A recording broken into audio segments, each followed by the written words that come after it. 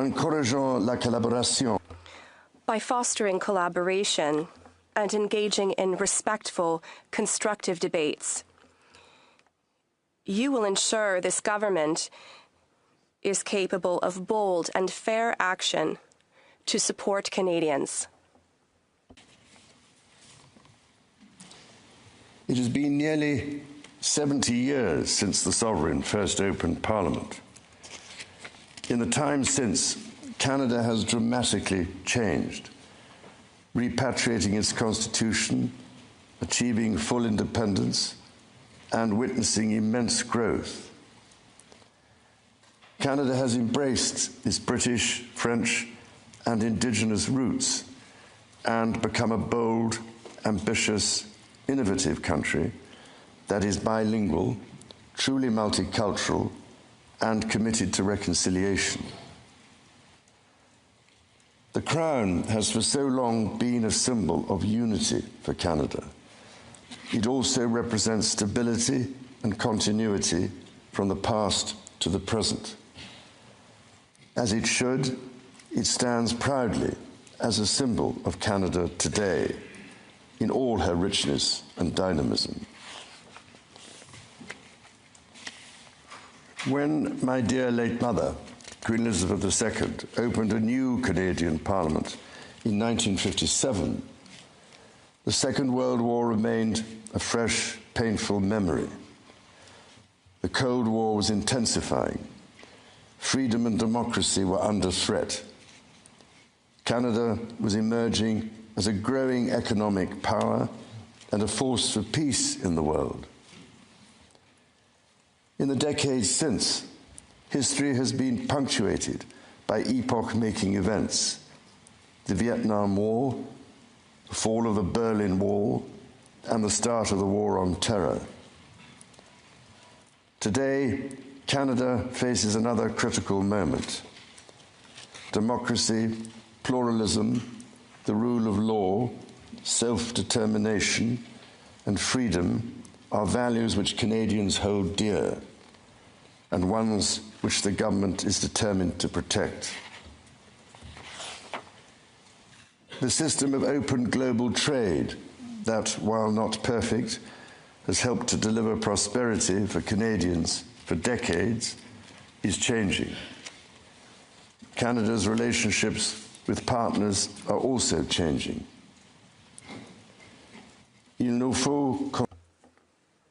We must be clear-eyed. The world is more dangerous and uncertain place than at any point since the Second World War. Canada is facing challenges that are unprecedented in our lifetimes. Many Canadians are feeling anxious and worried about the drastically changing world around them. Fundamental change is always unsettling. Yet this moment is also an incredible opportunity, an opportunity for renewal, an opportunity to think big and to act bigger, an opportunity for Canada to embark on the largest transformation of its economy since the Second World War. A confident Canada, which has welcomed new Canadians, including from some of the most tragic global conflict zones, can seize this opportunity by recognizing that all Canadians can give themselves far more than any foreign power on any continent can ever take away. And that by staying true to Canadian values, Canada can build new alliances and a new economy that serves all Canadians. The Prime Minister and the President of the United States, for example, have begun defining a new economic and security relationship between Canada and the United States, rooted in mutual respect and founded on common interests, to deliver transformational benefits for both sovereign nations. Simultanément, in parallel, the government is working to strengthen its relationships with reliable trading partners and allies around the world, recognizing that Canada has what the world needs and the values the world respects.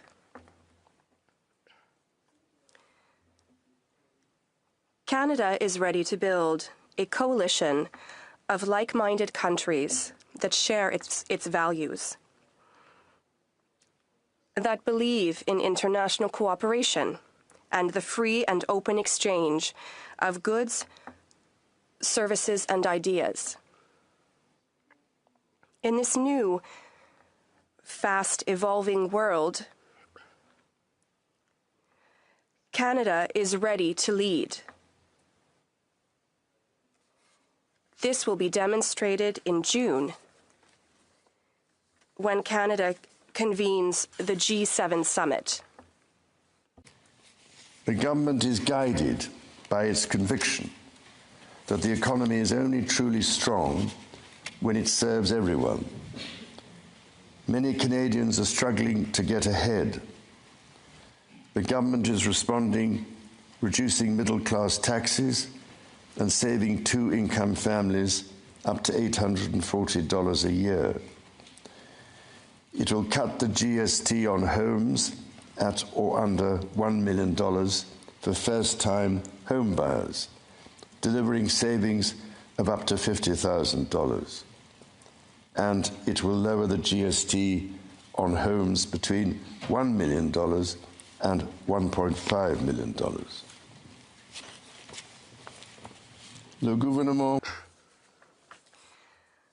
The government will protect the programs that are already saving families thousands of dollars every year. These include childcare and pharmacare. In addition to these, the government has recently expanded the Canadian Dental Care Plan to cover about 8 million Canadians, saving the average person more than $800 annually. The government's overarching goal, its core mission, is to build the strongest economy in the G7. That starts with creating one Canadian economy out of 13. Internal barriers to trade and labour mobility cost Canada as much as $200 billion each year.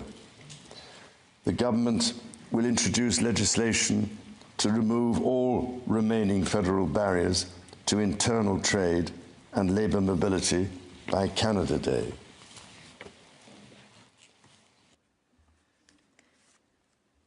Numerous premiers have already taken vital steps to break down provincial and territorial barriers to trade. Together, we will build on that progress to deliver free trade across the nation.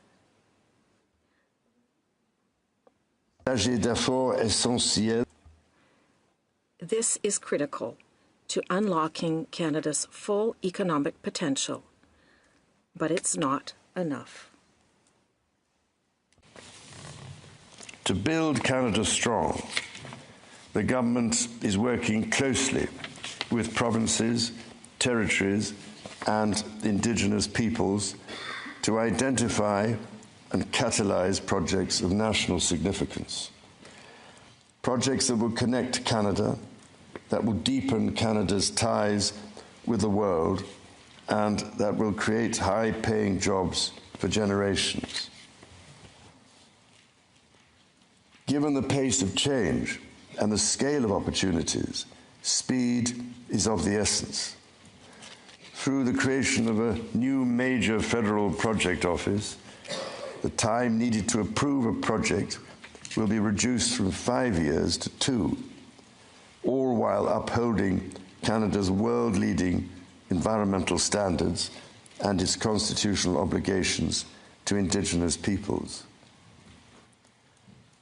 The government will also strike cooperation agreements with every interested province and territory within 6 months to realize its goal of one project, one review.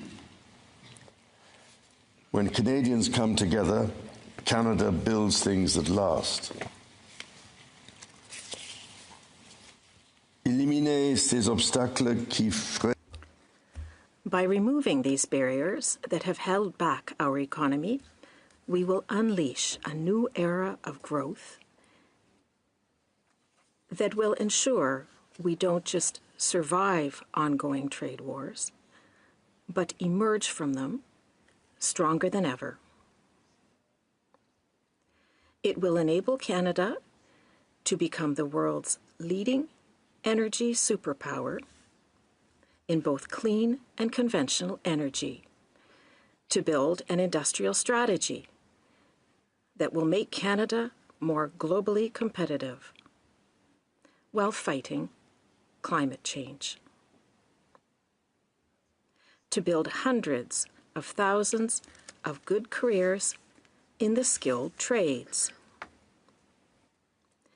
and to build Canada into the world's leading hub for science and innovation.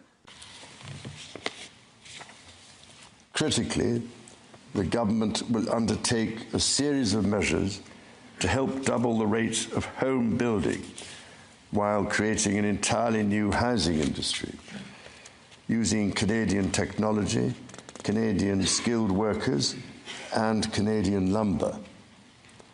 The government will introduce measures to deliver affordable homes by creating Build Canada homes. This mission-driven organization will act to accelerate the development of new affordable housing. It will invest in the growth of the prefabricated and modular housing industry, and it will provide significant financing to affordable home builders. The government will make the housing market work better, including by cutting municipal development charges in half for all multi-unit housing. The government will drive supply up to bring housing costs down. To be truly strong, Canada must be secure. To that end, the government will introduce legislation to enhance security at Canada's borders. Law enforcement and intelligence agencies will have new tools to stop the flow of fentanyl and its precursors. The Canada Border Services Agency will be given new powers to examine goods destined for export to prevent the transport of illegal and stolen products, including cars. Le gouvernement protégera. The government will protect Canada's sovereignty by rebuilding, rearming, and reinvesting in the Canadian Armed Forces. It will boost Canada's defense industry by joining Rearm Europe to invest in transatlantic security with Canada's European partners. And it will invest to strengthen its presence in the North, as this region, which is an integral part of Canada, faces new threats.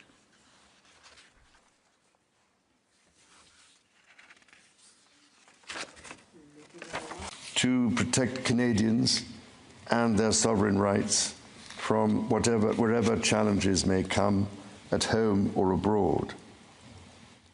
To keep communities safe, the government will hire 1,000 more RCMP personnel.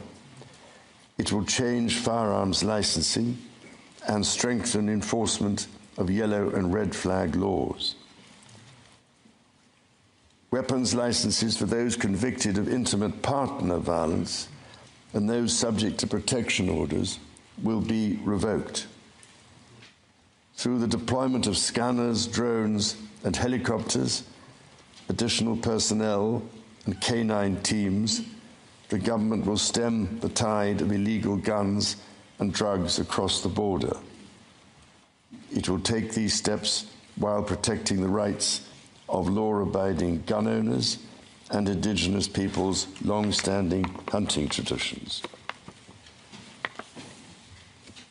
The government will bring a renewed focus on car theft and home invasions by toughening the criminal code to make bail harder to get for repeat offenders charged with committing these crimes, along with human trafficking and drug smuggling. During this time of great change, Canadians are uniting behind what makes Canada unique. La langue française et la culture. The French language and the Quebec culture are at the heart of the Canadian identity.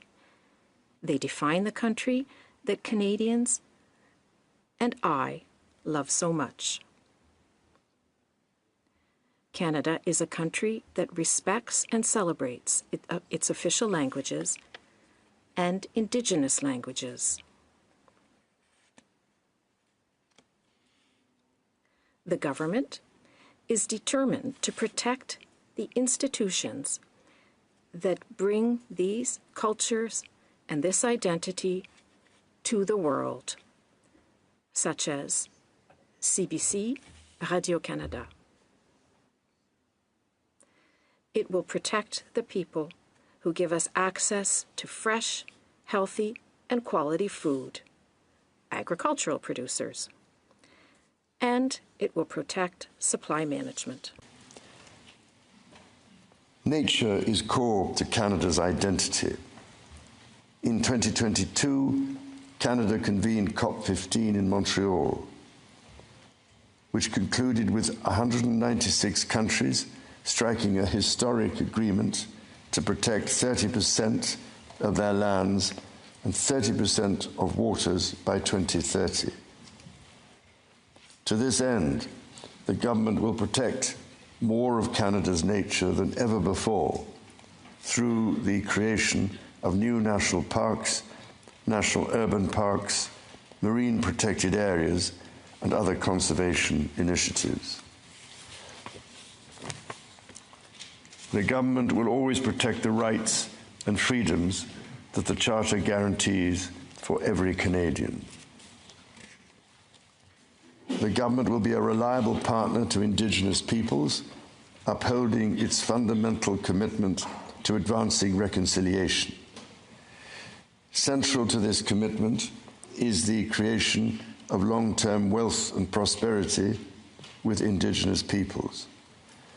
For that reason, the government will double the Indigenous Loan Guarantee Program from $5 billion to $10 billion, enabling more Indigenous communities to become owners of major projects.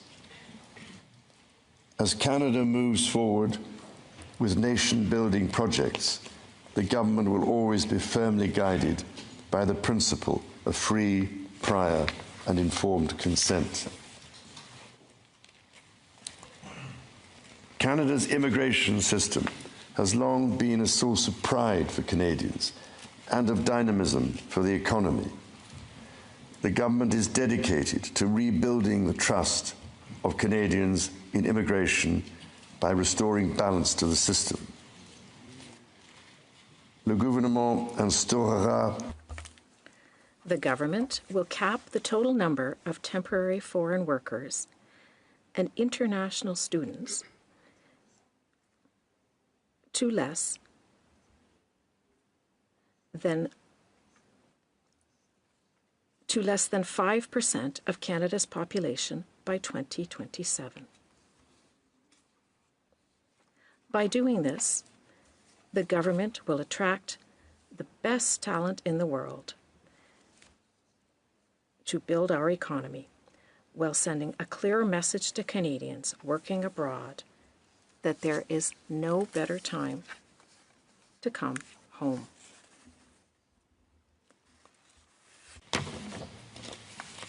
Dans toutes ses actions, le gouvernement In all its actions, the government will be guided by a new fiscal discipline. Spend less so Canadians can invest more. Day-to-day government spending, the government's operating budget, has been growing by 9% every year. The government will introduce measures to bring it below 2%. Transfers to provinces, territories, or individuals will be maintained. The government will balance its operating budget over the next 3 years by cutting waste, capping the public service, ending duplication, and deploying technology to improve public sector productivity. In parallel, the government will take a series of measures to catalyse new investment, to create better jobs and higher incomes for Canadians. The scale of the government's initiative will match the challenges of our times and the ambitions of Canadians. Honourable Senators, members of the House of Commons, when my dear late mother addressed your predecessors 7 decades ago, she said that in that age and against the backdrop of international affairs, no nation could live unto itself. It is a source of great pride that in the following decades, Canada has continued to set an example to the world in her conduct and values as a force for good. À vous. I wish to express to you and to the people of Canada my heartfelt gratitude, and that of my wife, for the warmth of the welcome which we have received. Some reminds us the true North is indeed strong and free.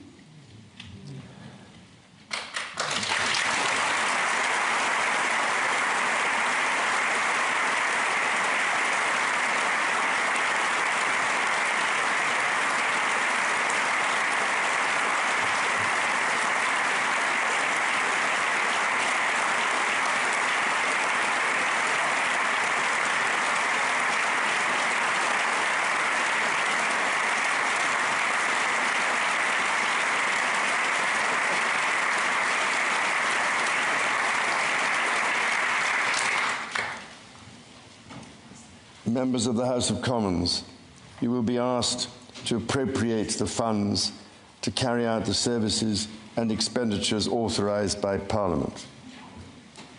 May you honour the profound trust bestowed upon you by Canadians. And may God bless and guide you in all your duties.